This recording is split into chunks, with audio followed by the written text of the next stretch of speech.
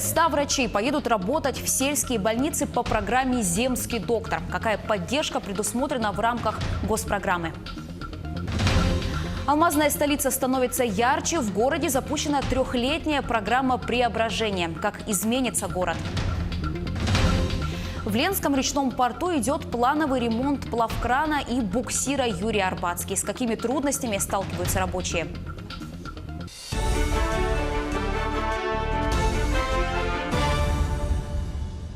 Это новости в прямом эфире, в студии Анастасия Кобызева. Здравствуйте. В 2019 году многодетным семьям планируют выдать более 3000 бесплатных земельных участков для строительства жилья летних и личных подсобных хозяйств. Общая площадь предоставляемых участков составит 428 гектаров. Больше всего участков запланировано в Нюрбинском, Намском, Вилюйском и Сунтарском районах. В Якутске предоставят 240 таких участков. При этом предоставление земель будет зависеть от действий муниципалитетов по расширению границ населенных пунктов и своевременной разработки документов территориального планирования. Завершается работа над законопроектом об ипотечных каникулах для граждан, оказавшихся в сложной жизненной ситуации. Инициативу внесут в Госдуму в марте. Сейчас остаются последние штрихи. Ранее отмечалось, что законопроектом будет предусмотрено льготное рефинансирование для граждан в сложной жизненной ситуации с учетом ипотечных каникул на 6-12 месяцев. Как отмечают авторы законопроекта, главное, чтобы документ был сбалансирован. А вот владельцам квартир в ветхом жилье придется самостоятельно решать вопрос смены дома, если они захотят переехать. В ближайшее время в законодательстве появится понятие ветхого жилья. Оно не будет снесено, а только отремонтировано. Как сообщил замглавы Минстроя России, цитата: «Необходимо отметить, что мы разводим два понятия. Аварийное жилье – это опасное для жизни людей, ветхое жилье, у которого конструкции здания имеют технологические нарушения, но жить в нем не опасно». Конец цитаты. Ветхие дома будут выделены в отдельную программу капитального ремонта, и Минстрой уже нашел деньги для капремонта ветхих домов. К слову, в пятерку лидеров по доле ветхих и аварийных домов по стране вошли Ингушетия, Тыва, Дагестан, Магаданская область и Якутия. Более 100 врачей и 27 фельдшеров поедут работать в сельские больницы до конца этого года. Все они будут трудоустроены по программе «Земский доктор», которая реализуется в республике уже 7-й год. Проект предусматривает выделение 1 миллиона рублей врачам, уезжающим работать в сельскую местность. Однако проблема нехватки узких медицинских работников до сих пор остро стоит в отдаленных арктических и промышленных районах. Президент Владимир Путин в своем послании Федеральному собранию отметил, что программа станет доступна для специалистов старше 50 лет. Они будут получать денежную компенсацию в размере 1,5 миллиона рублей. В первую очередь это позволит повысить качество медицины в селах и решить их проблему с нехваткой медицинских работников. Внесенным изменением по посланию президента Российской Федерации Владимира Владимировича Путина ограничения возрастные будут изменяться. То есть, если на сегодняшний день это 50 лет, то этих ограничений не будет. Также новшества 2019 года являются по программе «Земский фельдшер». Прибывшие, переехавшие фельдшерско-акушерские пункты, не только фельдшера будут данной программой пользоваться, но и медсестры и акушерки. Это очень отрадно, так как фельдшерско-акушерские пункты нуждаются и в акушерках, и в медсестрах. Также в числе приоритетных вопросов, оглашенных президентом Владимиром Путиным Федеральному собранию, обращение с твердыми коммунальными отходами. Эта проблема остро стоит и в Якутии. Многие жители жалуются на несвоевременный вывоз мусора и переполненные санточки. Сегодня управление Госстройнадзора провело внеплановую проверку в столице республики.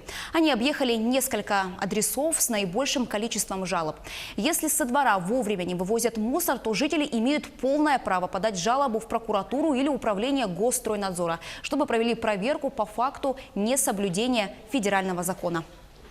Основанием для проверки внеплановой явилось поступление обращений в управление на несвоевременный вывоз твердых коммунальных отходов. Маршрут, график вывоза осуществляется, составляется для каждого транспортировщика отдельно с учетом маршрута близлежащих юридических лиц, а также управляющих компаний и жилых домов, чтобы в течение светового дня с учетом требований Санпина, да, то есть в течение суток был вывезен соответствующий мусор. Ответственность за количество баков и за содержание санточки должен вести соответствующий собственник земельного участка, то есть, соответственно, муниципалитет. В Мирном несколько многоэтажных домов кардинально изменили свой облик. Их покрасили впервые за долгие годы. Деньги на это выделила районная администрация, а в городе запущена трехлетняя программа преображения алмазной столицы. О том, как изменится город, расскажет Роман Муконин. По инициативе главы района в Мирном запустили программу обновления фасадов зданий. Еще в прошлом году Ришат Юзмухаметов выделил городу финансирование на эти цели. Результат этой работы мирнинцы увидели осенью, но тогда это носило разовый характер, а теперь переросло в трехлетнюю программу, куда глава района привлек и компанию «Алроса». Те, кто бывает в городе удачным, и я как глава района, видя, как покрасили и привели удачницы свой город удачных к юбилею, разноцветные дома, хочется, конечно, чтобы иногда в сумрачные вечера в город Мирный тоже у нас играл красками. Начиная с этого года администрации района, города и Алроса будут выделять по 15 миллионов рублей каждая на покраску, ремонт и утепление фасадов. Общая сумма вложений составит 135 миллионов. Предполагается, что за первый год мы сможем покрасить 21 фасад. В следующий год, в 2020 год, 15 фасадов жилых домов. И в 2021 год программа завершится покраской еще 14 фасадов. Масштабный проект доверили молодому специалисту из Новосибирского государственного университета архитектуры и дизайна. Это был ее первый профессиональный дебют в карьере. Мне очень понравилось работать над этим проектом, потому что я родилась в этом городе. И я рада, что я могу изменить его облик в лучшую сторону. Поэтому я выбирала летние яркие цвета, чтобы сделать наш северный город более жизнерадостным, более теплым. По ее эскизам город приобретет летне-осеннюю гамму с плавными линиями и переходами от одного жилого комплекса к другому. К тому же она придумала украсить дома национальными узорами, выполненными из морозостойкого пластика при помощи лазерной резки. Оценить это творчество горожане смогут совсем скоро. Обновление города начнут с наступлением весны.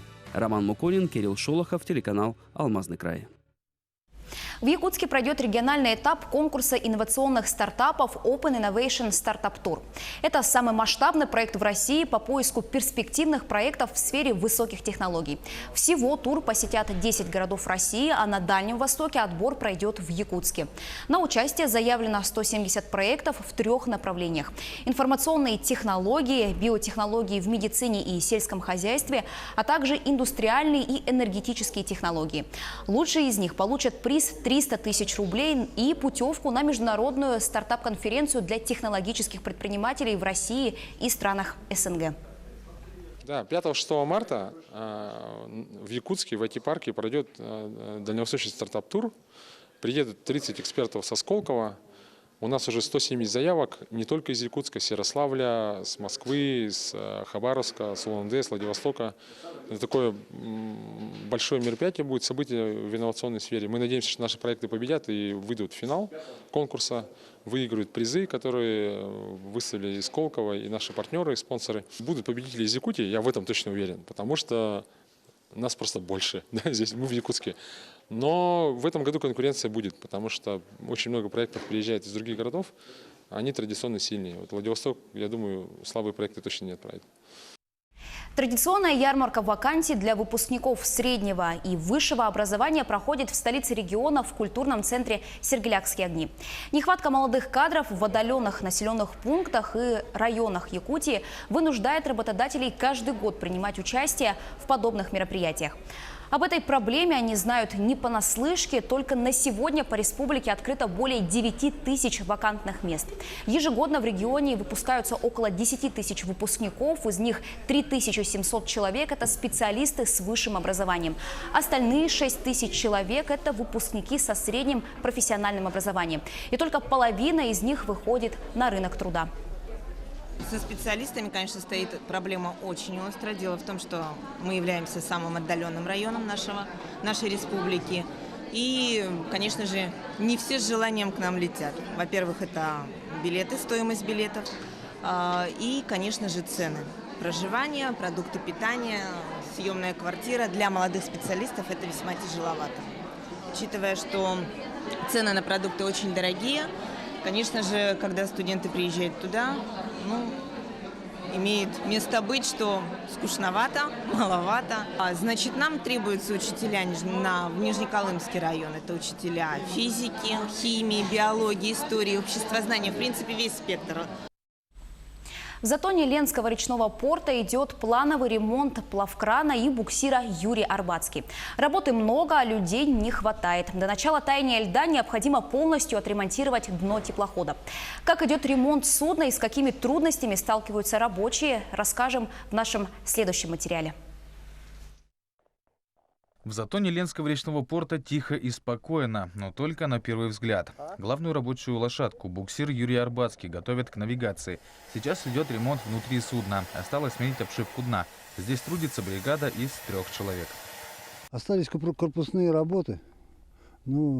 Здесь зависит больше, наверное, от количества сварщиков, а он у нас один. Вот сколько успеем сделать, столько успеем до весны. Есть, конечно, какие-то планы были, но при наличии, в зависимости, сколько человек же работает. Поэтому пока надеемся выполнить то, что наметили. Думаю, что мы успеем.